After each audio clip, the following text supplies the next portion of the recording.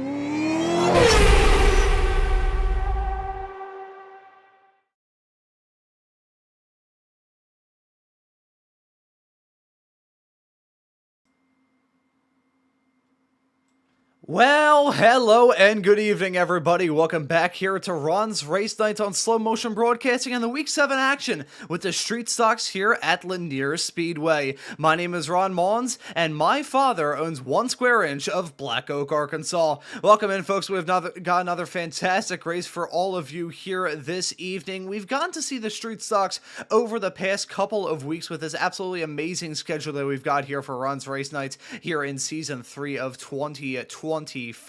And looking at the calendar, the last time we were meant to have seen them was back at Week 3, covering this series and the action at Martinsville. Got to see it for Week 4, and as much as that race was rather odd in its own regard, I think we're in for a good one here this evening. This is going to be fun. Lanier Speedway, a nice little fun fact for all of you here about this track. This track is right across the street from one of my all-time favorite road racing circuits, that being Road Atlanta Atlanta. So I think that we are in for a really good race here this evening. Looking forward to another round of just this absolutely amazing schedule that we've got here for Ron's Race Nights. Of course, next time out, you'll be able to see the Formula C fixed action at the Nordschleife. And of course, you'll be able to tune into all of the action all season long here in slow motion broadcasting every single Saturday night for Ron's Race Nights. And we've had some brilliant races up to this point, but I think we've got a pretty good run in store here this evening. Currently in the midst of qualifying, just waiting for a few more cars to try and cross the line and see exactly how things are going to shake out here. This qualifying session, this solo session allotted to these competitors, usually rather short. Just about everybody has already gotten their lap times on the board. Here's Casey Wallace in the Applebee's car. Applebee's, a fun fact for all of you as well on this show, I have gone to Applebee's for my birthday evening, night, whatever you want to call it, dinner, every single birthday ever since 2019 for me. I'm not sure what kind of fun fact that is. It's a fun fact to me, and I guess that's all that matters at the end of the day. But with qualifying rounding out and a few more seconds left to go before we click over into this 50-lap long race that lies ahead, we'll remind all of you that if you enjoy tonight's racing action, you can hit that subscribe button. And if you want to support public iRacing broadcasting here on Slow Motion Broadcasting, you can scan that Ko-Fi QR code on screen to support Ron's Race Nights directly. That would be greatly appreciated. We've had a brilliant season up to this point, and really looking forward to seeing what the second half of Season 3 of 2025 may have up its sleeve. But we're now in the race. 50 laps of racing action to look forward to here this evening, and to get up and rolling, let's take a look at the starting grid. Starting this race from the pole is going to be the number 8 car of Caleb Boykin. Starting alongside will be Cameron Leiball. In P number 3, I should say, on the starting grid is going to be Ellie Musgrave. Alongside her will be Benjamin Campbell. Starting this race in 5th will be Christopher Brown. In 6th, it'll be Robert Eversole. Ty Delfia will start this race in P number 7 alongside Riley Maturio. In P number 9, it will be Tommy Lemney. And then in P number 10, rounding out your top 10, will be Cody Skeps. In P11, it will be Casey Wallace. P12 will be the number 7 machine of Ethan Guptill. As we look through the final few starters that we have here in this starting grid, it's Patrick Fields starting this race in lucky number P13, Brandon Hartwell starting this race in 14th, and Brandon Carr rounding out the field. 15 starters about to grab the green here in this race, and looking forward to seeing what it may bring. This series a bit different than the last time we saw Street Stocks action here on Slow Motion Broadcasting. 50 laps in the C-Class series. This is the next level racing Street Stock series here on the iRacing platform, so you have to worry about the possibility of there being some yellow flags this evening as well, which was not a factor the last time that we saw Street Stocks here on SMB. But with everything squared away, waiting for some more cars to line up on this I nearly said patience lap. It is a bit of a test of these drivers' patience, as you can see them already rolling, waiting for that pace car to finally roll off, which it finally is now doing. Whenever you're on the starting grid for these races, it always feels like forever until the cars actually finally get the opportunity to roll. But thankfully, we are now rolling. We're ready to rock and roll here this evening. It's going to be a good one. It's going to be the front two comprised of Leiball in that number 1 car.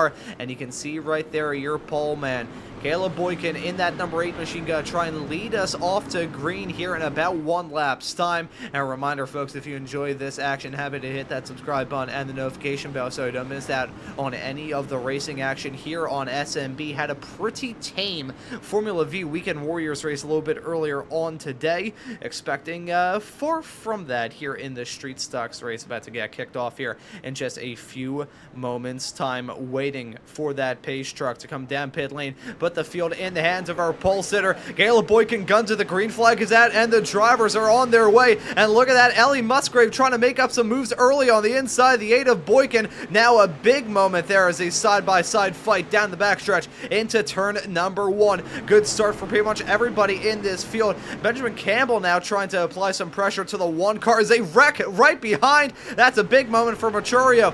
She's dropping down there. You can see spun around against the inside wall. Stopped there. there. Not going to bring out a yellow, but it's still going to be Caleb Boykin at the lead of this race. Ellie Musgrave slotted in P2. Cameron Leibel rounds at your top three as it stands right now as they head their way down the backstretch, trying to settle this race into some sort of groove. I'm a little bit surprised that we didn't see the yellow come out as a result of that incident, but hey, we are still green flag running here at Lanier, and it's Boykin saying quick lap after quick lap, getting off to a very good start, but it was not a good start in the slightest for Riley Maturia. Let's take a look at a replay to see what happened to this racer. Heading their way onto that start-finish straightaway, trying to peek it out through all of the smoke and the drama. The number 2, as it's marked in sin, the number 11 on the side of the car. Always love it when the driver's trying to do that. And there you can see the contact being made. Not really sure. I think it may have just been some crowding coming out of the turn caused that moment to happen. It's unfortunate as they're now all the way down at the back in P15 as it stands at the present moment. A bump there potentially side by side between the 1 and the 3 as they head their way through turn number 3 and 4, and there we go. That's the move for second from Cameron Leibel to jump up into P2. Ellie Musgrave still running strong. I want to shine a spotlight on some of the hard chargers here in this race. We've actually got a fair few of them. Here's Casey Wallace in the number 5 machine, up 3 spots already. Currently battling hard with the number 7 of Ethan Guptill. And then a little bit farther behind, Brendan Hartwell and Brandon Carr, the two Brandons running in P11 and P12, my apologies. They're both up 3 spots as well. So lots of hard chargers. One driver is now one and only in that class. That's the number 7 of Guptill, who is still having to deal with a massive hornet's nest of cars down into turn number 3 and 4. He's gonna go ripping on that inside line. Benjamin Campbell looking to try and make something work as well on the high sides. They're side by side through turns number 1 and 2. Looking pretty all right between those racers as it stands right now. That 13 car trying to find any way in the book to get past that 7 and jump up into P7, but I'm not really sure if the challenge is working out too well. Guptill working well on that challenge, now up 5 spots from where he started in this race. Brilliant stuff from him, and down into the turn. Looks like the 7 will finally have the opportunity to clear that 13 potentially. Now he's got some trouble on his hand. Look at that, trying to muscle past. That's Casey Wallace, the Applebee's car, trying to get past the number 13 car as well. Steve Benjamin, Benjamin Campbell, I should say, dropping down like a rock. Steve Benjamin, a driver in another league that I got to cover, and this, of course, not being a league race, this is the officials here on iRacing. And now look at Tommy Lemney trying to make something work as well. Side by side, you can see him sideways, banging doors, banging wheels down the backstretch into turn number 4. Not going to work out there as the yellow has come out here in this race, the first one of the evening, and I think the reason why that is because Cody Skeps may have had some drama in the number 12 machine. Got to load up a replay to see what happened. Looking at it was Skeps, and here's what happened. He had his way down the backstretch off into turn number 3 and 4. The Unicount machine running a little bit wide on exit, looking all right through there. I believe that right behind. Nope, that is actually, my apologies there. That was the number 14. You can see no contact being made. I thought it was going to be a potential bump and run with the number 14, but no, Cody Skeps just going to lose it all by his lonesome and drop down to P14. Not an ideal moment for sure. Hits the wall. Probably some damage on that race car as well. Yeah, you can see the front end of that car a little bit askew. So that's going to bring out the first caution of this race. It comes 15 laps in to this 50 lap long race, and Caleb Boykin has been rather dominant up to this point in time. Hasn't really put a foot wrong ever since the drop of the green flag, and as much as he wasn't pulling away from Cameron Leibel in P2, was still putting on a good race. I'm not really sure what Leibel's really cooking here at the present moment, running on that high side and trying to muscle past Boykin. I'm not really sure if iRacing is going to be too happy about all of that. But as we take a look at the blimp cam of this track, a very low flying blimp, it must be said. I would be worried if I was one of the spotters here of this track about potentially getting my head shaved by one of these racers. Let's take a look at this from the spotter's stand on that start finish straight away and see Leibel yet again pull away. Is that going to work? I will say Boykin definitely taking some liberties when it comes to slowing down for that pace car, but Leibel, I'm not really sure. Did he just give himself a black flag? I would not be shocked if that was, because that did not look like something that iRacing will necessarily allow. But hey, Boykin was rather slow, so I'm not really sure what the case is here during the first yellow of this race here for week number 7 of Ron's Race Nights here on SMB. But we're about to get back up, rolling, and ready to rock. Leibel and Boykin lead us back to green. The green flag is back out. The driver's back on their way. The one of Leibel sideways through the turn. Oh boy, hang on to it. He holds on to it very well as they head their way now down into 3 and 4. Boykin trying to find any way in the book to hold on to that race lead, get back into the spot that he was right as we got this race going. The one gonna give a bump down into turn number 1 and 2. Leibel trying to do everything that he can in that one machine to wheel it down the inside, muscle past the 8, and try and usurp him. That 8 car, I should say, of Boykin has been dominant thus far in this race, but Leibel's trying to get that challenge. Look at the 3 of Ellie Musgrave sideways, slideways, coming out of turn number 2. It is a hornet's nest right behind. I'll tell you what, these racers certainly playing with fire. Look at the dive there from the 7 of Gupta. That's not going to work. Holy cow, mega sideways on the apron, trying to hold it on. You got 2 7s running back to back. That right there, folks, is why custom numbers sometimes could be an iRacing commentator and an iRacing producer's worst nightmare. Musgrave still trying to fight, and now to fight just to remain in the podium spots as Ty Delphia, we haven't really talked about thus far in this race, putting on a very hard charge, up 4 spots from where he started in this race, making him the hard charger, actually P2 the hard chargers, as Guptill has made up 7 spots in the number 7 car. Very fitting, but still very good result there to be sure, side by side with the 10 and the 3 as they head their way out of the turn. Ellie Musgrave has to be sawing at the wheel of that race car, trying to keep it going in a straight line. This is a losing battle, though. That 3, oh boy, that could have ended in tears as they had their way down the backstretch. I thought I was going to see a 3-car sandwich end in someone boinking their way into the wall. That's a boink on the wall there from Guptill, going to hit it on the outside and run to the back of the 3, going to muscle the 3 up the track, and now the 7 of Guptill going to hold on to it.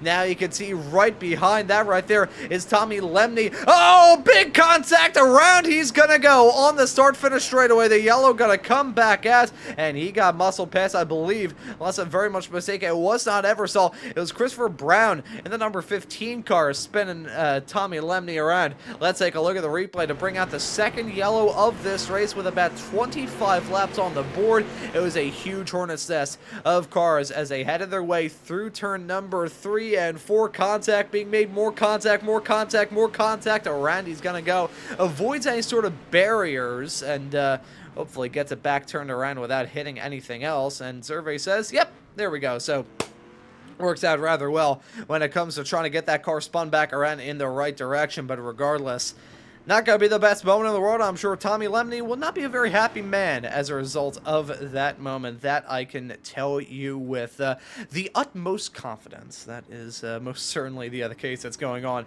underneath that helmet.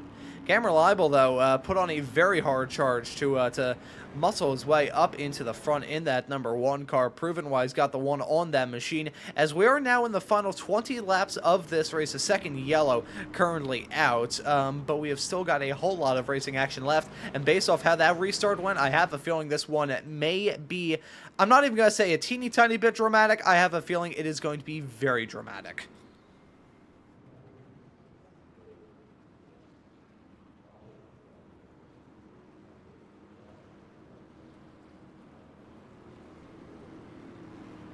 And a reminder, folks, as well, that here on Ron's Race Nights, we have got a plethora of series to look forward to over the second half of this iRacing Season 3 schedule. Looking ahead to next week for Week 8 action with the Formula C fix running at the Nordschleife. Nope, not running at the Nürburgring Grand Prix layout, running at the old Nordschleife. That's going to be some great action with the F3s, but we're about to get this race back up and rolling. The green flag's out. The driver's back on their way. Look at at Libel holding on to a 3-wide action right behind. That's going to be some close quarter stuff. Look at Guptill trying to find any way in the book to get past those racers as he heads his way up on the high side, heading off through 3 and 4. Big stack up behind. That's definitely going to bring another yellow ad. Hartwell getting a piece of that drama. I think Christopher Brown was the main person involved in all that, and I have a feeling he may have had some assistance and all that, potentially from his old foe, old adversary, old rival. Holy cow, we are still under green. The caution finally comes out with that car stopped there. I'll tell you what, as much as we saw NASCAR be rather lackadaisical when it came to a yellow flag during the Xfinity race in Iowa with oil clearly on the track, that was not very good here in iRacing. And let's take a look at that moment for Christopher Brown. Already spun around at that point in time, and you can see, oh, that is a terrifying moment for those leaders as they head their way onto the front stretch. Let's take a look at what spun that car around, though. May have had some assistance. You can see that's a 12 with the assist there and all of that. I wonder if we could potentially stop, baby, what's that sound? Da, da, da, da, da, da, da. I want to see from multiple angles what exactly caused this incident to take place. You can see it's already drama heading down in there, and I wonder if we can potentially stop this go. Oh, there we go. I don't know why it randomly switched camera angles on me there. I'm trying to get a good camera angle for this, but not really working out too well in my favor. Oh, it just looked like a little bit of assist there, must be said, as you can see him running backwards. But yeah, it just looked like he lost it on his own, so nothing too major. I thought I could brew up a little bit of drama as a result of that moment that happened involving the 15 to bring at the caution before this one, but no drama of the sort. We are not TMZ here this evening, but we have still got some good racing to look forward to for the final 13 laps. Cameron Libel is still your race leader. P2 is your current driver, the number 8 of Caleb Boykin, and Ellie Musgrave slotted in actually, yeah, Ellie Musgrave slotted in third. I was about to say, are these racers trying to just play me like a fiddle? Nope. Well, actually they were, just for a couple of moments. I thought my iRacing was also trying to play me like a fiddle as well. But here we go. This may be the last restart. It may be far from the last. Let's see what Libel will be able to do. Muscled past the 8 to grab onto that race lead. A couple of restarts ago. Let's see if he'll be able to hold on to it. We are back racing here at Lanier, and that's Ellie Musgrave giving the bump like hell to the 1 down into turn number 1 and 2. Up the track. He's going to clear the 8 car there. Looking good for Libel. Everybody else side by side as they head their way off through turns number 3 and 4 with Boykin and Musgrave still battling for that P2 spot. It's going to be a battle of the titans between these racers, muscling their way past each other. That's tied to Fila again, involved in some drama as well. That's a fight with himself on the number 7 there of Guptill. So close quarter stuff going on all throughout this pack of cars as they head their way down the backstretch into turn number 3 and 4. Libel trying to pull away. We are now under 10 laps left to go here this evening, and he's looking to hold on to any single bit of time that he can. Ellie Musgrave, though, still trying to get past and muscle past the number 8. I wonder, though, if he will be able to get it done in the not too far off future. Will we see that 8 finally clear that 3 on the inside, or will Ellie Musgrave be able to hold on to that spot forever longer? 43 coming to 44 laps into this 50-lap long race. Looks like everybody has more or less gotten their stuff together. We'll say just saw a driver come down pit lane. I think there may have potentially been a moment involving Brandon Carr. He's towed back to the pits. Actually, no, he's still out there. I think he may have just blinked in and out briefly there. Not an ideal moment at all. But as we look at this 3-car battle now, it's a train of cars trying to battle for the final few podium spots. It's still Musgrave and Boykin battling hard. But look at Ty Delphia trying to get involved in that fight as well. Let's briefly ride on board with this driver to try and get a good sense as to what it is being stuck on the inside of a 4-car pack. That is really a terrifying view heading down the start-finish straight away off into 1 and 2. Contact being made. They're locked together. Musgrave and Boykin nearly coming to blows as they head their way out of turn number 2. And look at this 7. Oh, big contact. That's not going to work. Into the wall they're going to go. That's going to break up that battle big time. Musgrave going to say thank you very much. much a hold on to P2, and Riley Machurio started this race with a spin. Is going to be very happy about the recent turn of events for the driver of the number 2 car with the 11 on the side. Thank you, iRacing, for that. DeFila still holding on to P4. Look at Casey Wallace in the number 5 Applebee's machine, trying to have a fancy date night here down the inside into 3 and 4. Will it work? Will it not work? Let's just wait and see. But for Cameron Leibel, it looks like it will be a comfortable lead going on to the final lap of this race. He gets his way down through turn number 3 and 4 for one of the last times here. The white flag going to be in the air for one more lap of racing action here at Lanier, and it's Leibel still holding on to. We need to cut to a wide shot though, because we have got a whole lot of drama going on a little bit farther behind involving that battle for the final few podium spots and the spots inside the top 5. Leibel gonna win. The battle right behind those still tense at the line. Casey Wallace and Ty DeFia giving us a good finish there for P4 and P5. Brilliant stuff between those racers. Casey Wallace gonna walk away with the hard charger at the end of it all here as well, and beef at the end. Not sure what the deal was there. That was Guptill wrecking big time into the turn. I'm trying to figure out exactly who that was that he ran up into the exit of the track there on the high side. That was rather bizarre, rather interesting. I'm not sure if iRacing will be too happy about something like that going on, but you know, I'm not paid to judge about all that stuff. Instead, I'm just paid to talk about the race, and that was a rather good one, rather quick one here as well this evening. Oh boy, actually, I think we'll jump to the burnout going on here with Leibel. Holy cow, look at the drift. I think this may be a perfect opportunity to cut it into the slow-mo and get these results loaded up for you here this evening and let you know that it was your race winner of Cameron Leibel, the driver of the number 1, muscled past on a restart and gets it done at the very end of this race to win it by 1.2 seconds over Ellie Musgrave in P2, and that's going to be Riley Machurio rounding out your podium in 3rd. Finishing this race in 4th is going to be Casey Wallace. Ty DeFia going to be finishing this race in 5th. Finishing in 6th at the end of it all here this evening is going to be the driver of the number 8 car of Caleb Boykin. Really had a poor run of things towards the end. Ethan Guptill going to finish this race in 7th. Brandon Hartwell going to finish in 8th. Robert Eversole in 9th. Tommy Lemney will finish this race in 10th. Benjamin Campbell in P11. Patrick Field in P12. Brandon Carr in 13th. Cody Skeps in 14th. And Christopher Brown, the driver involved in a decent amount of incidents in the number 15 car, rounding out your 15 cars classified at the end of this race here this evening. Another fantastic one for Ron's Race Nights here on Slow Motion Broadcasting as we see that number 1 car burn it down at the very end of this race. I'd like to remind all of you that we have got a fantastic season to look forward to here for the second half of the season in Season 3 of 2025 for Ron's Race Nights. The Formula C fixed action at the Nordschleife going to play host to next week's race. That'll be at 8:15 p.m. Eastern Standard Time. Just 1 week's time here on SMB, the Radical Esports Cup, the series that I cover on the iRacing channel, going to return for week 9. The Legends Road Course Cup going to make their appearance here on Ron's Race Nights for the action at Lime Rock Park. This will be the last that you see of the street stocks, but if you want some very close action, take a look at the Skip Barbers at Tsukuba. Their race last time out at Interlagos was an absolute stunner,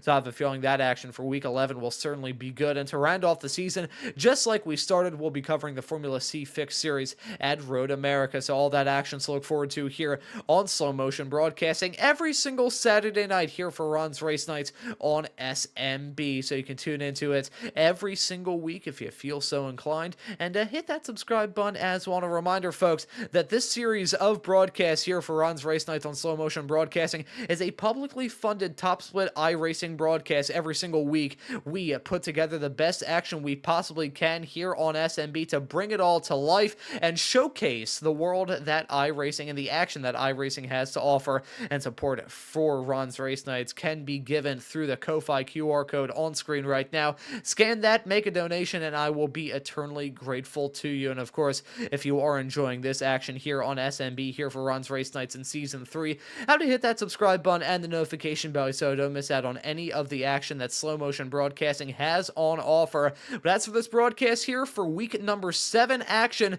with the Street Stocks at Lanier. I think that will just about do it. And so for myself, Ron Maunz, working the comms and the cams for all of you on tonight's broadcast, Broadcast. I say thank you all so very much for tuning into the action here on Slow Motion Broadcasting this evening, and I hope to see you all wherever it is in the not too distant future.